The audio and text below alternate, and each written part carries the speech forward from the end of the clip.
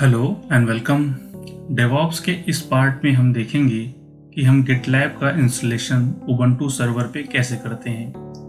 हमें गिटलैब की ज़रूरत क्यों पड़ी? इसके पहले हमने जो गिट के प्रैक्टिकल किए थे उसमें मैंने आपको अपने सोर्स कोड को गिटहब की रिपोजिटरी में पुश करके दिखाया था, ठीक है। अगर आपकी कॉर्पोरेट में या फिर आपके ऑर्गेनाइजेशन में कोई ऐसी रिक्वायरमेंट आती है कि आपको आपका खुद का रिपोजिटरी चाहिए जहां पे आप अपने सोर्स कोड को रख सकते हो, ठीक है, ऐसे केस में आपको एक टूल की ज़रूरत पड़ेगी जिसका नाम है गिटलैब। अगर आप गूगल पे जाके गिटलैब टाइप करते हो तो इसमें से आप काफ़ी इन्फॉर्मेशन मिल जाएगी। गिटलैब आपको ये इंटरप्राइज एडिशन और कम्युनिटी एडिशन दो टाइप के आपको ये लाइसेंसिंग प्रोवाइड करता है। जो कम्युनिटी एडिशन है वो फ्री है और इंटरप्राइज आपको चार्जेबल है। और ये जो है written in JavaScript, Go and Ruby language में लिखा है ये। और यहाँ पे आपको कुछ फाउंडर्स के, हेडक्वार्टर्स के, ओनर कौन है और ये इसकी कुछ डिटेल्ड इन्फॉर्मेशन यहाँ पे लिखी हुई है, ठीक है। हम इसमें इंटरेस्टेड नहीं है, हम इंटरेस्टेड हैं कि हमें गिटलैब इंस्टॉल करना है, ठीक है। हम क्या करेंगे, गिटलैब इंस्टॉलेशन ऑन उबंटू 22.04, ठीक है। एक ये लिंक मैंने ओपन कर लिया।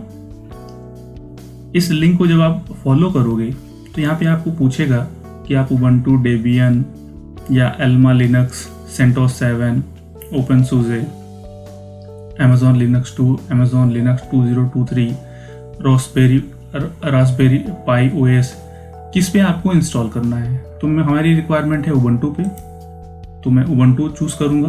तो यहाँ पे आपको कुछ इंस्टॉलेशन के स्टेप्स दिए हुए हैं। आपको ओएस अपडेट करना है, कुछ और पैकेज इंस्टॉल करने हैं, पोस्ट फिक्स इंस्टॉल करना है, गिटलैब की रिपोजिटरी ऐड करनी है।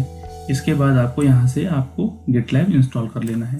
यहाँ पे आप देखोगे तो ये इंटरप्राइज एडिशन है, तो हम इंटरप्राइज एडिशन इंस्टॉल नहीं करने वाले हैं। तो हम क्या करेंगे, कम्युनिटी एडिशन इंस्टॉल करेंगे। तो इसके लिए हम किसी और URL का यूज़ करेंगे। तो यहाँ पे आप देख लो ये URL, तो इसमें प्रॉपर वे से दिया हुआ है कैसे हमें इंस्टॉल करना है, ठीक है। इसके लिए हमें सर्वर की ज़रूरत है। तो हमें क्या साइज़ का सर्वर चाहिए होगा, तो गिटलैब प्री रिक्विजिट्स आप सर्च करोगे तो फर्स्ट URL पे आपको क्लिक करना है।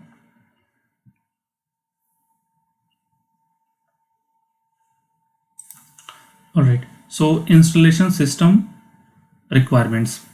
तो इसके बाद आपको हार्डवेयर की रिक्वायरमेंट, स्टोरेज, CPU, आपको प्रॉपर वे से एक्सप्लेनेशन दिया है। अगर आपको 500 यूज़र चाहिए, एटलीस्ट आपके पास 4 कोर होना चाहिए। 1000 यूज़र है तो 8 कोर सपोर्ट आप ये करेगा। 8 कोर जो है 1000 यूज़र्स के लिए सपोर्ट करता है। इसके बाद साथ ही साथ मेमोरी, 500 यूज़र्स है तो 4 GB रैम। ये यहाँ पे प्री रिक्विजिट तो दिया है, बट प्रॉब्लम ये है कि जब आप इसको इंस्टॉल करने जाओगे लेटेस्ट वर्जन, ये हैंग हो जाता है सर्वर। तो हम क्या करेंगे, 8 GB के साथ में सर्वर लेंगे और इंस्टॉल करना स्टार्ट करेंगे, ठीक है। इसमें कुछ डेटाबेस भी इंस्टॉल होता है, ठीक है। अब हम आते हैं इंस्टॉलेशन के लिए। हम एक सर्वर लॉन्च कर लेते हैं। मैं ओहायो रीजन में हूँ और यहाँ से सर्वर चूज़ करता हूँ, लॉन्च इंस्टेंस, और नंबर ऑफ सर्वर मेरा 1 रहेगा। नीचे आते हैं, select Ubuntu,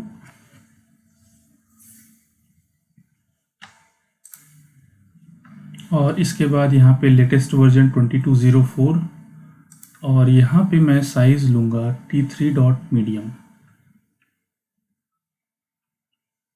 sorry T3.medium 4 GB है, T3 लार्ज लूँगा मैं, ठीक है, 8 GB 2 कोर के साथ में।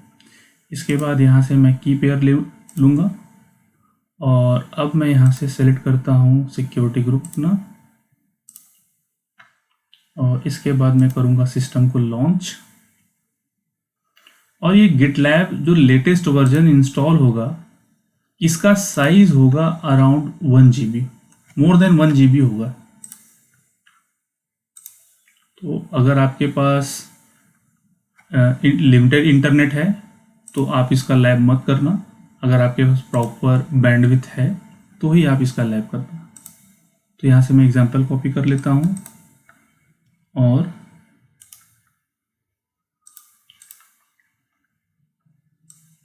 गिट बैश मेरा ओपन हो गया है। अब इसको करना है कनेक्ट। कनेक्ट करने से पहले हमें एक और चीज़ करनी है कि हमें अपने सिक्योरिटी ग्रुप में पोर्ट 22 अलाउ करना है।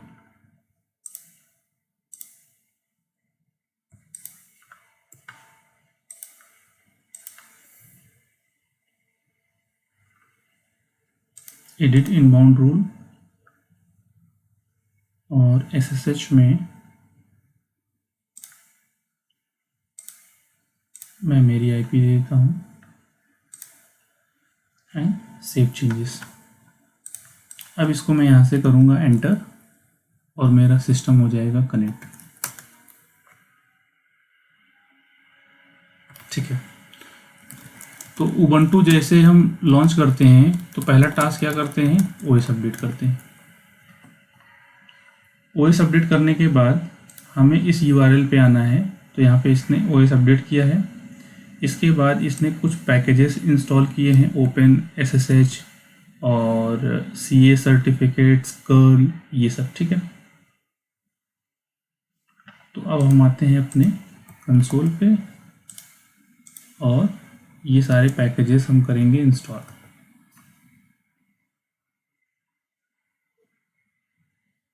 ये इंस्टॉल होने के बाद अब हमें और नीचे आना है। अब हम गिटलैब को इंस्टॉल करेंगे। इसके लिए ये हम यहाँ से कॉपी कर लेते हैं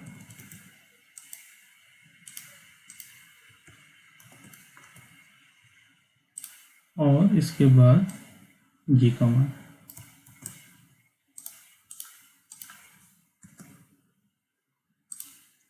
और इसके बाद अब आना है नीचे, इस कमांड को पूरा एज इट इज कॉपी करना है।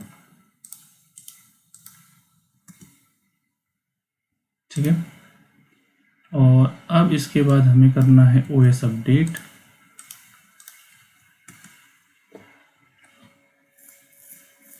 OS अपडेट करने के बाद अब हम इंस्टॉल करेंगे गिटलैब।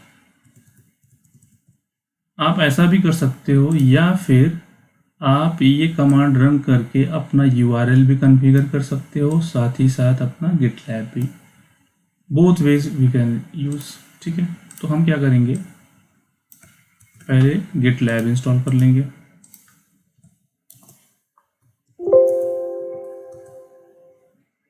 ये कम्युनिटी एडिशन है, तो यहाँ पे आप साइज देख सकते हो। After this operation additional disk, तो यहाँ पे आप देख लो साइज क्या है, 1 GB अराउंड है। क्लाउड पे सर्वर यूज़ करने का एक बेनिफिट है कि आपको प्रॉपर इंटरनेट मिलता है। ये थोड़ा सा टाइम लेगा, तब तक के लिए मैं वीडियो को पॉज कर देता हूँ और ये जब कंप्लीट होगा हम वापस फिर से आएंगे। ऑलराइट, सो हमारा गिटलैब इंस्टॉल हो चुका है। थोड़ा सा स्क्रॉल डाउन करके ऊपर आता हूँ, यहाँ पे ये देखो साइज़ दिखाई थी मैंने। इसके बाद ये अनपैक हुआ और इसके बाद ये रहा। ठीक है, अब हम क्या करेंगे, अपनी सर्विस को करेंगे स्टार्ट। नीचे आने के बाद हमें क्या करना है, ये डिटेल हमें, ये बेसिक इन्फॉर्मेशन प्रोवाइड करता है और कुछ नहीं। ठीक है, यहाँ पे बता रहा है कि आपको पहले रिकॉन्फ़िगर करना होगा इसको, तभी इसके बाद ही ये इन्फॉर्मेशन हमें मिलेगी। इसके बाद यहाँ पे कुछ फायरवॉल की चेंजेस यहाँ पे करने के लिए बोल रहा है। हमारे इन्वायरमेंट के लिए ये सूटेबल नहीं है।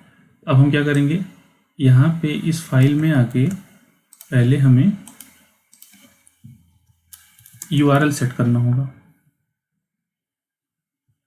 तो यहाँ पे एक्सटर्नल URL है, ये देखो। ठीक है, तो हम क्या करेंगे, URL यही रखेंगे, इसमें कुछ भी चेंज नहीं करेंगे। और मैं इसी डोमेन को अपने लोकल होस्ट में, होस्ट फाइल में इसकी एंट्री कर लूँगा। तो इसको मैं कॉपी कर लेता हूँ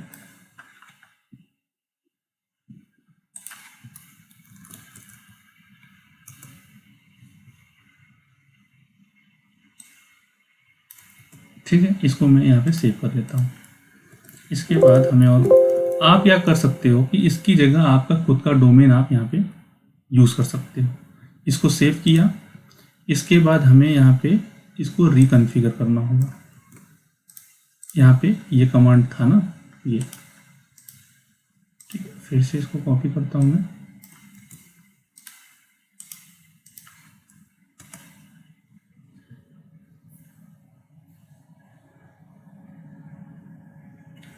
रिकॉन्फ़िगरेशन स्टार्ट हो गया है। इसके बाद ये जैसे ही रिकॉन्फ़िगर होगा, ये मुझे पासवर्ड भी प्रोवाइड करेगा। शुरू में जब हमने इसको इंस्टॉल किया था तो हमें इसका जो रूट यूज़र है उसका पासवर्ड इसने दिया नहीं था। अब रिकॉन्फ़िगर के बाद ये मुझे पासवर्ड भी देगा, तो थोड़ा वेट कर लेते हैं। ऑलराइट, सो ये रिकॉन्फ़िगरेशन हमारा कंप्लीट हो चुका है और यहाँ पे आप देखोगे कि इसका पासवर्ड भी इसने दिया हुआ है। ठीक है, यूज़र नेम हमारा रूट है और पासवर्ड भी यही होगा। थोड़ा सा लिखते हैं इधर। ओके, पासवर्ड के लिए बता रहा है कि आपको यहाँ से, अच्छा, जो इसका पासवर्ड है यहाँ पे ये बता रहा है। ठीक है, इसको हम यहाँ से कॉपी कर लेते हैं। ये रहा पासवर्ड। ठीक है, पासवर्ड तो हमें मिल गया। हमें और क्या करना है इसके लिए?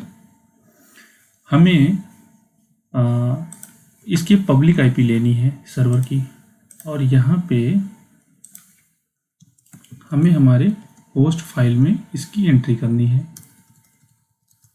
सो दैट कि हम इसको प्रॉपरली एक्सेस कर पाएँ।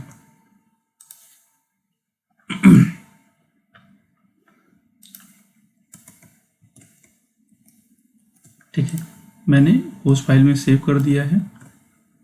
अब हम इस यूआरएल को यहाँ से ओपन करेंगे।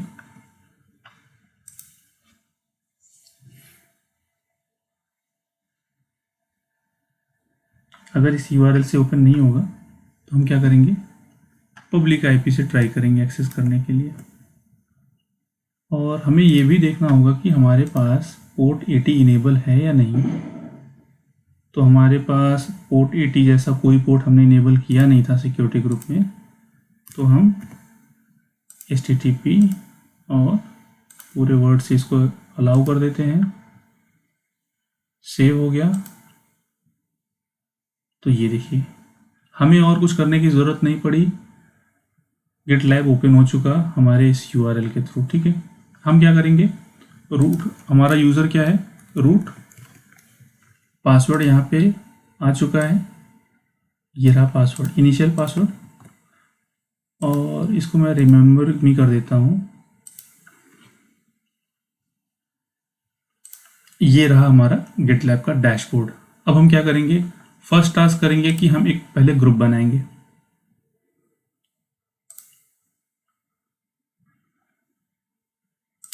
क्रिएट ग्रुप, और यहाँ पे मैं देता हूँ ग्रुप का नाम DevOps।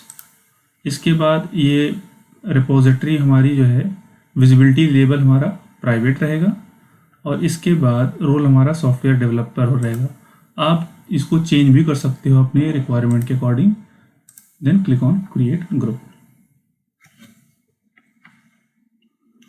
ग्रुप क्रिएट होने के बाद अब हम क्या करेंगे, एक नया प्रोजेक्ट क्रिएट करेंगे, और यहाँ से आप टेम्पलेट से या फिर इंपोर्ट कर सकते हो प्रोजेक्ट। हम क्या करेंगे, ब्लैंक प्रोजेक्ट बनाएंगे, कुछ भी आप नाम दे सकते हो। इसके बाद यहाँ पे आएगा हमारा ग्रुप। ठीक है, और ये हमारी प्राइवेट रिपोजिटरी है। And then click on create project.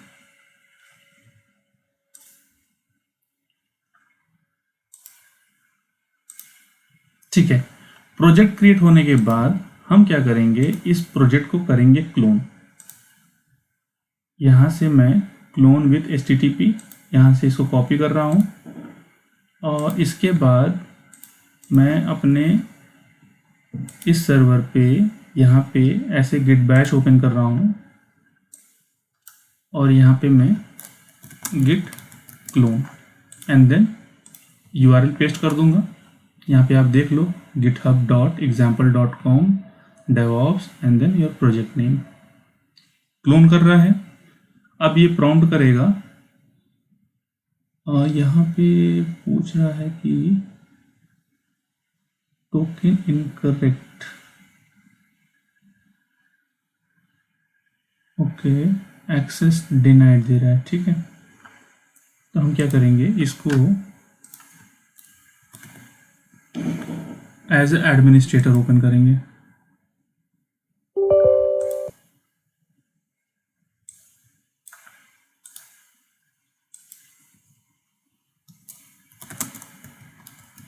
Git clone, ठीक है। अब यहाँ पे मुझे प्रॉम्प्ट आया, यूज़र दे दिया मैंने रूट, और अब ये मुझसे पूछ रहा है पासवर्ड।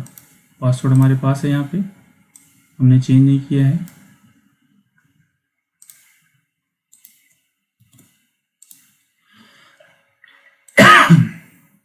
तो ये देखिए, अब यहाँ पे मैं अगर आपको ls करके दिखाऊं तो यहाँ पे आपको फोल्डर मिलेगा, ये रहा .NET, ठीक है। .NET में आया तो यहाँ पे ये डायरेक्टरी हमारी इनिशियलाइज्ड है क्योंकि हमने क्लोन किया हुआ है, ठीक है। अब यहाँ पे हम कुछ फाइल्स बनाते हैं, टच फाइल 1, फाइल 2, फाइल 3, जैसा हम अपने प्रीवियस वीडियो में हम कर चुके हैं। इसके बाद क्या करेंगे, गिट स्टेटस चेक करेंगे,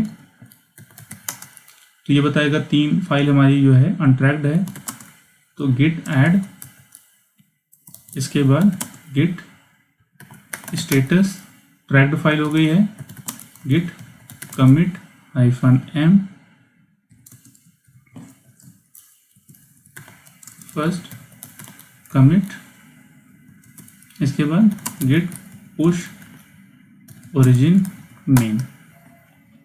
अब ये तीनों फाइल हमारी गिटलैब की रिपोजिटरी में पुश हो जाएगी, ठीक है, हो गया। अब हमें वेरीफाई करना है, यहाँ पे अभी कुछ दिख नहीं रहा है, हम क्या करेंगे, इसको करेंगे रिफ्रेश।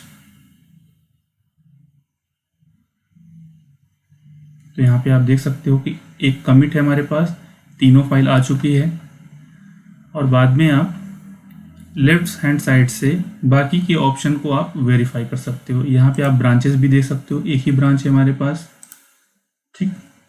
और आपको ब्रांचेस बनाने हैं तो यहाँ से आप ब्रांचेस भी देख सकते हो। ये हमारी रिपोजिटरी हो गई, ब्रांच हो गया, हमने क्या कमिट किया हुआ है, फर्स्ट कमिट, ठीक है, कौन से यूज़र ने दिया है वो भी यहाँ पे आपको दिख रहा है। उसके बाद रिपोजिटरी का ग्राफ,